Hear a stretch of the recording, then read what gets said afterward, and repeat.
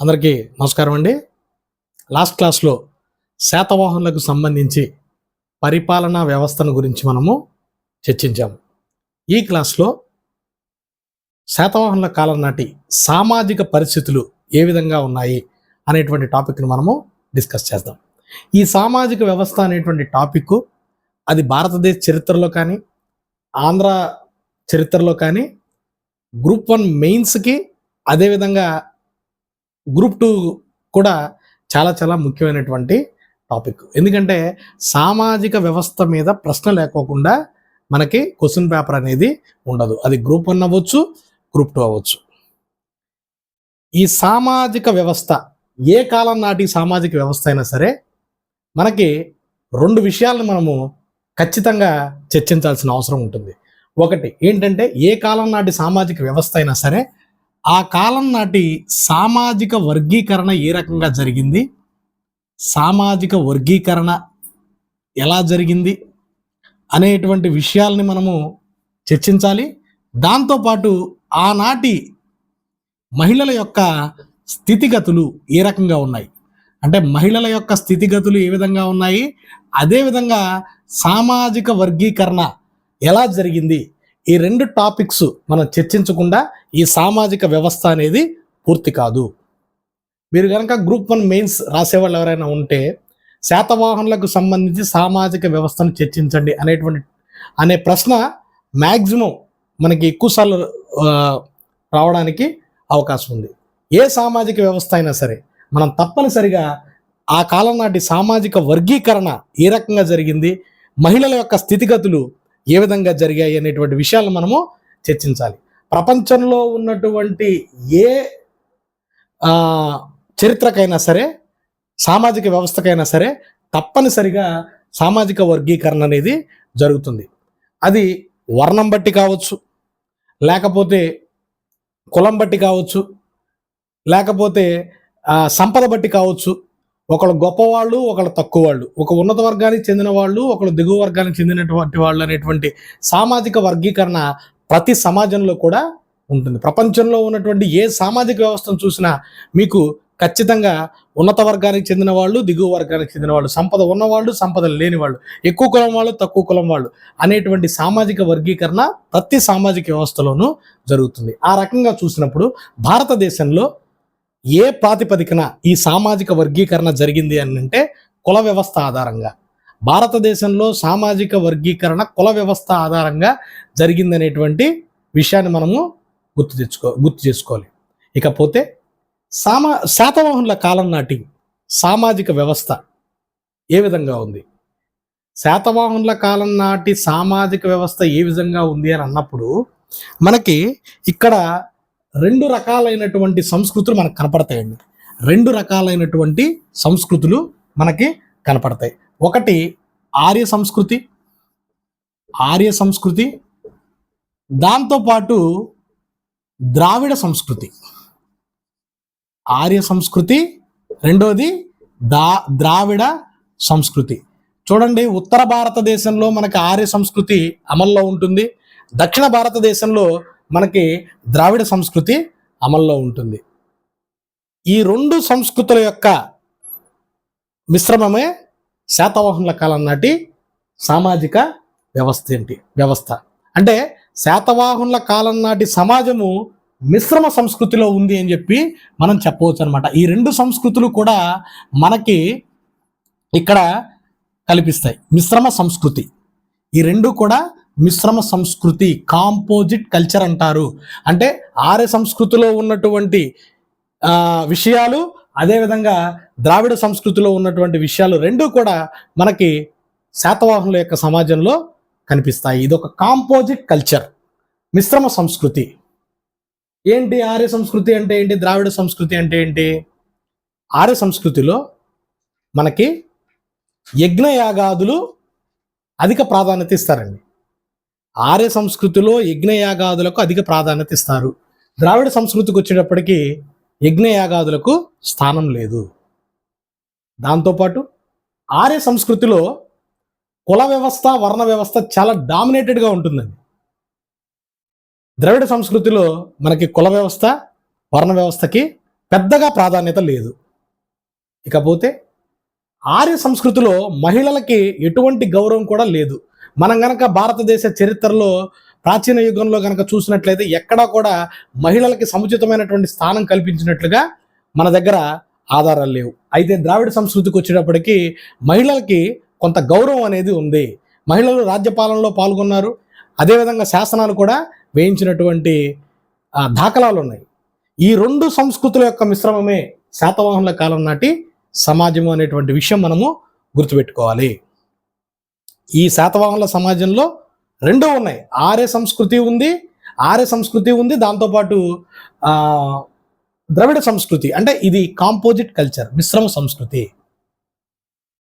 శాతవాహనుల సమాజంలో ఉన్నటువంటి ఈ ఆర్య సంస్కృతి యాక్చువల్గా దక్షిణ భారతదేశంలో ఉన్నటువంటి ఈ శాతవాహన సామ్రాజ్యము, అంటే దక్కన ప్రాంతంలో ఉన్నటువంటి ఈ యొక్క సమాజంలో ఆర్య సంస్కృతి ఏ విధంగా ప్రవేశించింది? మనం గనక ప్రాచీన భారతదేశ చరిత్రను చూసినట్లయితే అగస్త్య మహాముని దక్షిణ భారతదేశానికి ఆర్య సంస్కృతిని ప్రవేశపెట్టాడు అని చెప్పి మనం చదువుకున్నాం. ఈ అగస్త్య మహాముని ఎవరు, ఎక్కడి నుంచి వచ్చారనేటువంటి విషయాల మీద ఎటువంటి ఆధారాలు లేవు. ఇతను ఒక మైథలాజికల్ పర్సనాలిటీ, అంటే ఏంటంటే పురాణ పురుషుడు అనమాట. పురాణ పురుషుడికి మనకు ఎటువంటి డేటు టైం అనేది మనం నిర్ణయించలేము. ఈ అగస్త్యుడు అనేవాడు దక్షిణ భారతదేశానికి, పర్టికులర్గా చెప్పాలంటే తమిళనాడు ప్రాంతానికి ఆర్య సంస్కృతిని ప్రవేశపెట్టాడు. ఆంధ్ర ప్రాంతంలో, రెండు తెలుగు రాష్ట్రాల్లో ఆర్య సంస్కృతిని ప్రవేశపెట్టిన వ్యక్తి ఎవరు అనంటే అపస్తంభ మహాముని. ఈ అపస్తంభ మహాముని అంటే ఆర్య సంస్కృతిని దక్షిణ భారతదేశానికి పరిచయం చేసింది అగస్త్య మహాముని. తమిళనాడు ప్రాంతంలో ఈయన ఆర్య సంస్కృతిని ప్రవేశపెడితే, ఆంధ్ర ప్రాంతంలో, రెండు తెలుగు రాష్ట్రాల్లో అపస్తంభ మహాముని మనకి ఆర్య సంస్కృతిని ప్రవేశపెట్టినట్టుగా మనకి లభ్యమవుతున్నటువంటి ఆధారాలు. అంటే క్రీస్తు పూర్వం 5వ శతాబ్దంలో అపస్తంభ మహాముని ఉత్తర భారతదేశం నుంచి రెండు తెలుగు రాష్ట్రాలలో గోదావరి నది ప్రాంతంలో స్థిరపడి ఆర్య సంస్కృతిని ప్రవేశపెట్టాడు. ఆర్యనైజేషన్ అన్నమాట. అంటే ఏంటంటే ఆర్య సంస్కృతిని ఆంధ్ర ప్రాంతంలో ప్రవేశపెట్టింది ఎవరు అనంటే అపస్తంభ మహాముని, క్రీస్తు పూర్వము 5వ శతాబ్దంలో. అంటే శాతవాహనుల రాజ్యం కంటే చాలా ముందుగానే మనకి ఆంధ్ర ప్రాంతంలో ఈ యొక్క ఆర్యనీకరణ జరిగింది అనేటువంటి విషయం మనకు దీని ద్వారా తెలుస్తుంది. ఇకపోతే మనము శాతవాహనుల కాలం నాటి సామాజిక వ్యవస్థని చర్చించేటప్పుడు ముందుగా సమాజము ఏ రకంగా వర్గీకరించబడింది, ఫస్ట్ పాయింట్ అది. ఇదే ముందు ఇంట్రడక్షన్ అండి. ఇదంతా కూడా మిశ్రమ సంస్కృతి, అపస్తంభ మహాముని ప్రవేశపెట్టాడు, ఆర్య లక్షణాలు లేదంటే ద్రవిడ లక్షణాలు రెండూ కూడా ఈ యొక్క శాతవాహనుల యొక్క సమాజంలో ఉన్నాయని చెప్పుకున్నాము. ముందుగా సమాజము ఏ రకంగా ఉంది మనం చెప్పుకుంది అదేనండి. ముందు సామాజిక వర్గీకరణ ఏ రకంగా ఉందని చెప్పి డిస్కస్ చేయాలి. తర్వాత మహిళల యొక్క స్థితిగతులు ఏ విధంగా ఉన్నాయి అనేది డిస్కస్ చేయాలి. సామాజిక వర్గీకరణ కనుక చూసినట్లయితే ఫస్ట్ పాయింట్, చాతుర్వర్ణ వ్యవస్థ చాలా బలంగా ఉందండి. చాతుర్వర్ణ వ్యవస్థ చాలా బలంగా ఉంది. చాతుర్వర్ణ వ్యవస్థ అంటే ఏంటి అనేటువంటి విషయాలు మనం ఆల్రెడీ ఇండియన్ హిస్టరీలో డిస్కస్ చేసాం, ఒకసారి చూడండి. చాతుర్వర్ణ వ్యవస్థ, బ్రాహ్మణ, క్షత్రియ, వైశ్య, శూద్ర కులాలు చాలా బలంగా ఉన్నాయి. ఈ కాలంలో చాలా బలంగా ఉంది. సో వర్ణ వ్యవస్థ చాలా బలంగా ఉంది, చాతుర్వర్ణ వ్యవస్థ చాలా బలంగా ఉంది. అయితే ఉత్తర భారతదేశంతో పోల్చినట్లయితే దక్షిణ భారతదేశంలో ఉన్నటువంటి చాతుర్వర్ణ వ్యవస్థ కొంత భిన్నంగా ఉంది. ఉందంటే ఏంటండి, చాతుర్వర్ణ వ్యవస్థలో అత్యంత పొజిషన్లో, అంటే అత్యంత ఉన్నతమైనటువంటి స్థానంలో ఉన్న వాళ్ళు ఎవరు అంటే బ్రాహ్మణులు.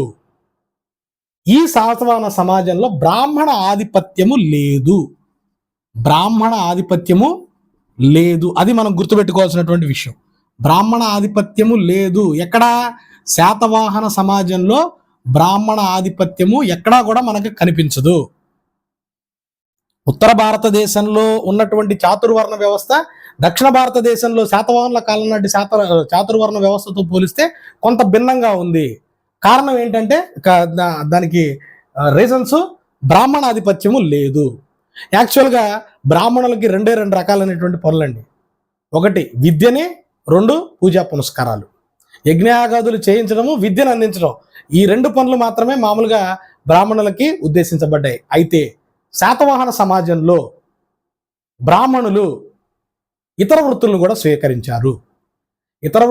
స్వీకరించారు. అంటే వ్యవసాయం చేసినటువంటి బ్రాహ్మణులు ఉన్నారు, వాణిజ్యం చేసినటువంటి బ్రాహ్మణులు ఉన్నారు, వడ్రంగి పనులు చేసినటువంటి బ్రాహ్మణులు ఉన్నారు, ఆఖరికి వేట వృత్తులు చేసినటువంటి బ్రాహ్మణులు కూడా మనకి శాతవాహన సమాజంలో కనిపిస్తారు. ఈ ఎంటైర్ ఇన్ఫర్మేషన్ మొత్తం కూడా మనకి బౌద్ధ జాతక కథల నుంచి లభిస్తుందండి.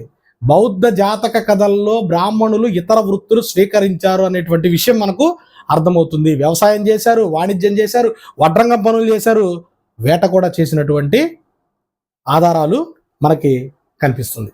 రెండోది, ఇక్కడ అస్పృశ్యత ఎక్కడా కూడా కనిపించట్లేదు. అస్పృశ్యత ఎక్కడా లేదు. అంటే ఉత్తర భారతదేశంలో పోలిస్తే దక్షిణ భారతదేశంలో ఎక్కడా కూడా అస్పృశ్యత లేదు. చాతుర్వర్ణ వ్యవస్థ అమల్లో ఉన్నప్పటికీ ఇదే కాలంలో శాతవాహనుల కాలంలో కాంటెంపరీగా ఉత్తర భారతదేశంలో అస్పృశ్యత చాలా భయంకరంగా ఉంది. కానీ మనకి శాతవాహన సమాజంలో అస్పృశ్యత అనేది పెద్దగా కనిపించదు. ఉన్నట్టుగా మనకి ఎక్కడా కూడా ఆధారాలు లభ్యం కావడం లేదు. ఉదాహరణకి విధీకుడు అనేటువంటి ఒక కోబ్లర్ అన్నమాట. అంటే ఒక చెప్పులు కుట్టేటువంటి ఒక వ్యక్తి సకుటుంబ సపరివార సమేతంగా అమరావతి స్తూపాన్ని సందర్శించి ఆ అమరావతి స్తూపానికి పూర్ణ కుంభాన్ని, అంటే కానుకల్ని, పూర్ణ కుంభాన్ని దానంగా ఇచ్చినట్లుగా మనకి అమరావతి శాసనం ద్వారా తెలుస్తుంది. అమరావతి శాసనంలో చెప్పబడ్డటువంటి విధీకుడు సకుటుంబ సపరివార సమేతంగా అమరావతి స్తూపాన్ని సందర్శించి పూర్ణ కుంభాన్ని కానుకగా ఇచ్చాడని చెప్పి మనకి అమరావతి శాసనం ద్వారా తెలుస్తుంది. ఈ విధీకుడు ఒక చెప్పులు కుట్టేటువంటి వ్యక్తి. దీనిని బట్టి మనకి బహుశా శాతవాహన సమాజంలో ఎక్కడా కూడా, అంటే చెప్పులు కుట్టుకునేవాడు అని అంటే కొంత దిగువ వర్ణానికి చెందినటువంటి వ్యక్తులు, ఆ దిగువ వర్ణానికి చెందినటువంటి వ్యక్తులు అమరావతి స్తూపానికి కానుకలు సమర్పించాడు అని అంటే బహుశా ఆ సమాజంలో అస్పృశ్యత అనేది లేదు అని చెప్పడానికి మనకు ఒక రకమైనటువంటి ఆధారాలు అన్నమాట. శాతవాహన సమాజంలో బ్రాహ్మణాధిపత్యం లేకపోవడానికి, లేదంటే ఈ అస్పృశ్యత ఎక్కడా కూడా కనిపించకపోవడానికి బలమైనటువంటి కారణాలు ఏంటంటే, ఈ కాలంలో శాతవాహన రాజ్యంలో బలమైనటువంటి బౌద్ధ జైన మతాల ఆధిపత్యం కొనసాగుతుంది. ఈ బలమైనటువంటి బౌద్ధ జైన మతాల ఆధిపత్యం కొనసాగటం వలన ఇక్కడ ఎక్కడా కూడా బ్రాహ్మణ ఆధిపత్యం అనేది కనపడటం లేదు. దాంతోపాటు అస్పృశ్యత అనేది కూడా మనకి కనిపించినటువంటి దాఖలాలు లేవు. అంటే బలమైనటువంటి బౌద్ధ జైన మతాల యొక్క ప్రభావము శాతవాహన సమాజం మీద ఉన్నది. నెక్స్ట్, మతం అనేటువంటి టాపిక్ వచ్చినప్పుడు ఆ బౌద్ధ జైన మతాలకు సంబంధించినటువంటి విషయాలు కూడా మనం చర్చిస్తామండి. బలమైనటువంటి బౌద్ధ జైన మతాలు ఈ కాలంలో ఉండటం వల్ల ఇక్కడ ఉత్తర భారతదేశంతో పోల్చుకున్నట్లయితే చాతుర్వర్ణ వ్యవస్థ అంత బలంగా లేదు అని చెప్పడానికి ఈ కొన్ని ఉదాహరణలు. నెక్స్ట్, తర్వాత శాతవాహన సమాజానికి సంబంధించి మనకి ఒక ముఖ్యమైనటువంటి ఇంపార్టెంట్ అయినటువంటి పాయింట్ ఏంటంటే, ఈ కాలంలోనే అనేక కులాలు ఆవిర్భవించాయి. ఏంటండి కులము? యాక్చువల్గా కులము అనేటువంటి పదము జాతి అనేటువంటి పదం నుండి వచ్చిందండి. యాక్చువల్గా కుల వ్యవస్థ అంటే వర్ణ వ్యవస్థ వేరు, కుల వ్యవస్థ వేరు. వర్ణ వ్యవస్థ వేరు, కుల వ్యవస్థ వేరు. వర్ణ వ్యవస్థ నుంచే వేలాది జాతులు పుట్టుకొచ్చాయి. జాతులు అంటే కులాలు అని చెప్పి అర్థం. జాతులు అంటే కులాలు అని చెప్పి అర్థం. మనకి ఎగ్జామ్ పాయింట్ ఆఫ్ వ్యూలో కనుక జాతి వ్యవస్థ అని అంటే మనం రాయాల్సింది, దాన్ని మనం అర్థం చేసుకోవాల్సింది కుల వ్యవస్థ అని. యాక్చువల్గా మెయిన్స్ రాసేటప్పుడు మనకి ఇటువంటి సందర్భాలు ఎదురవుతాయండి. వర్ణ వ్యవస్థ వేరు, జాతి వ్యవస్థ వేరు. జాతి వ్యవస్థ అంటే కుల వ్యవస్థ. ఈ వర్ణ వ్యవస్థ నుంచే మనకి అనేక కులాలు ఆవిర్భవించాయి. వర్ణ వ్యవస్థలో 4 వర్ణాలు ఉన్నాయండి. కుల వ్యవస్థలో కొన్ని వేలు, దాదాపుగా వేలకు వేలు కొత్త కులాలు పుట్టుకొస్తాయి, పాత కులాలు అంతరించిపోతాయి. వర్ణ వ్యవస్థకి జాతి వ్యవస్థకి గల తేడా ఏంటంటే, వర్ణ వ్యవస్థలో బ్రాహ్మణులకి ఎప్పుడు కూడా తొలి ప్రాధాన్యం ఇవ్వబడుతుంది. బ్రాహ్మణులకి ఎప్పుడు కూడా తొలి ప్రాధాన్యం ఇవ్వబడుతుంది. అదే మీరు కుల వ్యవస్థకు వచ్చేటప్పటికి బ్రాహ్మణ యొక్క ఆధిపత్యం అనేది మీకు ఎక్కడా కూడా కనిపించదు. అంటే వర్ణ వ్యవస్థలో బ్రాహ్మణులు భారతదేశంలో ఏ ప్రాంతంలోనైనా సరే ఒకే రకమైనటువంటి స్థానాన్ని పొందుతారు. అదే కుల వ్యవస్థకు వచ్చేటప్పటికి మీకు ఒక్కొక్క ప్రాంతంలో ఒక్కొక్క కులం అనేది డామినేటెడ్గా ఉంటుంది. అంటే వర్ణ వ్యవస్థలో ఉన్నటువంటి ఆధిపత్యము కుల వ్యవస్థలో ఉండదు. ఉదాహరణకి కుల వ్యవస్థలో ఒక్కొక్క కులానికి ఒక్కొక్క ప్రాంతంలో అత్యధిక ప్రాధాన్యత ఉంటుందండి. అయితే వర్ణ వ్యవస్థకు వచ్చేటప్పటికి మీరు ఉత్తర భారతదేశంలో కాశ్మీర్ దగ్గర నుంచి కన్యాకుమారి వరకు, ఇటు అరుణాచల్ ప్రదేశ్ దగ్గర నుంచి గుజరాత్ వరకు బ్రాహ్మణుల యొక్క స్థానము ఎప్పుడు కూడా ఒకే రకంగా ఉంటుంది. ఆ విషయాన్ని మనం గుర్తుపెట్టుకోవాలి. ఈ వర్ణ వ్యవస్థ నుంచి ఈ యొక్క కుల వ్యవస్థ ఏ రకంగా ఆవిర్భవించింది అని అంటే, దానికి 2 ప్రధానమైనటువంటి కారణాలు ఉన్నాయి. శాతవాహనుల కాలంలో 2 ప్రధానమైనటువంటి కారణాలు ఉన్నాయి. ఒకటి అనులోమ వివాహాలు, అదేవిధంగా ప్రతిలోమ వివాహాలు. అనులోమ వివాహము, అదేవిధంగా ప్రతిలోమ వివాహము. అనులోమ వివాహము అంటే ఏంటంటే, ఉన్నత వర్గానికి చెందినటువంటి పురుషుడు తక్కువ వర్ణానికి చెందినటువంటి మహిళను గనక వివాహం చేసుకున్నట్లయితే దానిని అనులోమ వివాహము అని అంటారు. ఉదాహరణకి ఇక్కడ రాస్తానండి, మేల్ పురుషుడు, ఫీమేల్, బ్రాహ్మణులు, క్షత్రియులు, వైశ్యులు, శూద్రులు. వర్ణ వ్యవస్థలో కేవలం 4 వర్ణాలు ఉన్నాయి: బ్రాహ్మణులు, క్షత్రియులు, వైశ్యులు, శూద్రులు. అదేవిధంగా బ్రాహ్మణులు, క్షత్రియులు, వైశ్యులు, శూద్రులు. నేను జస్ట్ ఒక ఏమంటే మేల్స్ అండి, ఫీమేల్స్. ఉన్నత వర్గానికి చెందినటువంటి పురుషుడు తక్కువ వర్ణానికి చెందినటువంటి మహిళని కనుక పెళ్లి చేసుకున్నట్టు దాన్ని అనులోమ వివాహం అంటారు. ఉదాహరణకి బ్రాహ్మణ యువకుడు క్షత్రియ యువతిని కనుక పెళ్లి చేసుకున్నట్లయితే దాన్ని అనులోమ వివాహం అని చెప్పి అంటారు. మరి ప్రతిలోమ వివాహం అంటే ఏంటంటే, తక్కువ వర్ణానికి చెందినటువంటి వ్యక్తి ఎక్కువ వర్ణానికి చెందినటువంటి మహిళను కనుక పెళ్లి చేసుకున్నట్లయితే దాన్ని ప్రతిలోమ వివాహం అంటారు. ఉదాహరణకి శూద్ర జాతికి చెందినటువంటి పురుషుడు బ్రాహ్మణ జాతికి చెందినటువంటి మహిళను కనుక పెళ్లి చేసుకున్నట్లయితే దానిని ప్రతిలోమ వివాహాలు అని చెప్పి అంటారు. ఈ రకంగా చూడండి, బ్రాహ్మణులు గనక వివాహం చేసుకున్నట్లయితే ఎక్కడా కూడా వర్ణ సంకరణం అనేది జరగలేదు. క్షత్రియులు గనక పెళ్లి చేసుకున్నట్లయితే ఎక్కడా కూడా వర్ణ సంకరణం అనేది జరగలేదు. ఉదాహరణకి బ్రాహ్మణ పురుషుడు క్షత్రియ స్త్రీకి జన్మించినటువంటి ఆ యొక్క సంతతికి ఏ అనేటువంటి ఒక వర్గం ఇచ్చారనుకోండి, క్షత్రియ పురుషుడికి వైశ్య స్త్రీకి పుట్టినటువంటి సంతతికి బి అనేటువంటి వర్గం ఇచ్చారనుకోండి, వైశ్య పురుషుడికి శూద్ర స్త్రీకి పుట్టినటువంటి వర్ణానికి సి అనేటువంటి వర్గం ఇచ్చారనుకోండి. అంటే యాక్చువల్గా ఏంటంటే, ఈ అనులోమ వివాహాలు, ప్రతిలోమ వివాహాలు జరగటం వలన వచ్చినటువంటి ఆ సంతతి ఎవరైతే ఉన్నారో వాళ్ళకి ఎక్కడా కూడా ఈ యొక్క వర్ణ వ్యవస్థలో ప్లేస్ కల్పించలేదు. వీళ్ళ కోసం ప్రత్యేకంగా ఒక వ్యవస్థను క్రియేట్ చేశారండి. అదే వారిని పంచములు అని చెప్పి అన్నారు. ఈ పంచముల్లో వచ్చినటువంటి కొత్త జాతులన్నింటినీ కూడా ఈ పంచముల్లో చేర్చారు. ఈ విధంగా మళ్ళీ బ్రాహ్మణ స్త్రీ క్షత్రియ పురుషుని కనుక చేసుకున్నట్లయితే డి, ఈ, సి, అలాగా 100,000 దాటిపోయినాయి అన్నమాట జాతులు. మళ్ళీ ఇందులో ఏబి పెళ్లి చేసుకోవచ్చు, బీసీ పెళ్లి చేసుకోవచ్చు, ఏడి పెళ్లి చేసుకోవచ్చు. కాలక్రమంలో ఏమైపోయిందంటే వర్ణ వ్యవస్థ పూర్తిగా నాశనం అయిపోయి దాని స్థానంలో భారతదేశంలో కుల వ్యవస్థ ఆవిర్భవించింది.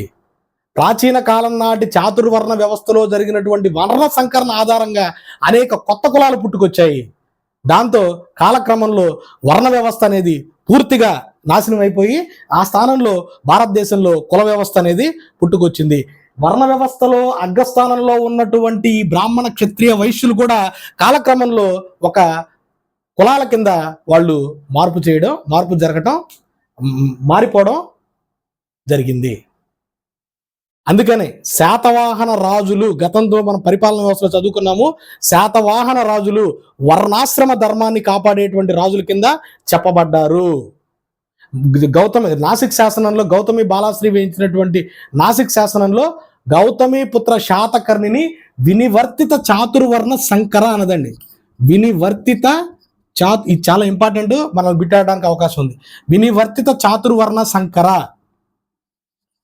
వినివర్తిత చాతుర్వర్ణ సంకర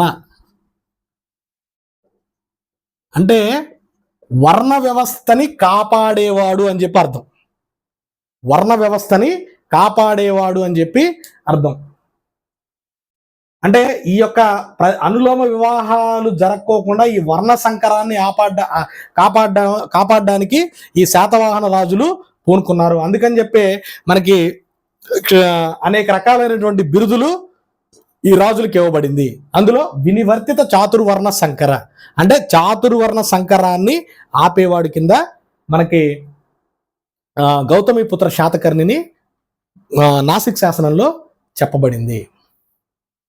వర్ణ వ్యవస్థ స్థానంలో కాలక్రమంలో కుల వ్యవస్థ ఆవిర్భవించింది. వర్ణ వ్యవస్థ పూర్తిగా అంతరించిపోయింది. వర్ణ వ్యవస్థలో చెప్పబడ్డటువంటి ఆ వర్ణాలు కూడా కాలక్రమంలో ఒక ప్రత్యేకమైనటువంటి కులాల కింద మారిపోయింది. ఈ రోజున ఆంధ్రప్రదేశ్లో ఉన్నటువంటి 90% కులాలన్నీ కూడా ఈ రకంగా వచ్చినటువంటినండి. 90% కులాలు కూడా ఈ యొక్క వర్ణ వ్యవస్థ సంకరం చేయడం ద్వారా వచ్చినటువంటి మ్యాక్సిమం శూద్రవర్ణం నుంచి వచ్చినటువంటి కులాలు 90%. ఆంధ్రప్రదేశ్లో ఉన్నటువంటి కులాలన్నీ కూడా 90% మనకి శూద్రవర్ణం నుంచి వచ్చినటువంటి కులాలే. శాతవాహనుల కాలం నాటి కుల వ్యవస్థ గురించి, ఆ కాలంలో ఉన్నటువంటి ఆ వృత్తుల గురించి మనకి గాథా సప్తప్సతి, అదేవిధంగా వాత్సాయనుడు రాసినటువంటి కామసూత్రాల ద్వారా తెలుస్తుంది. ఆ కాలంలో అనేక కొత్త రకాలైనటువంటి జాతులు పుట్టుకొచ్చాయి. జాతులు మీన్స్ కులాలు. వాటికి సంబంధించి మనం నెక్స్ట్ క్లాస్లో డిస్కస్ చేద్దాం. Thank you.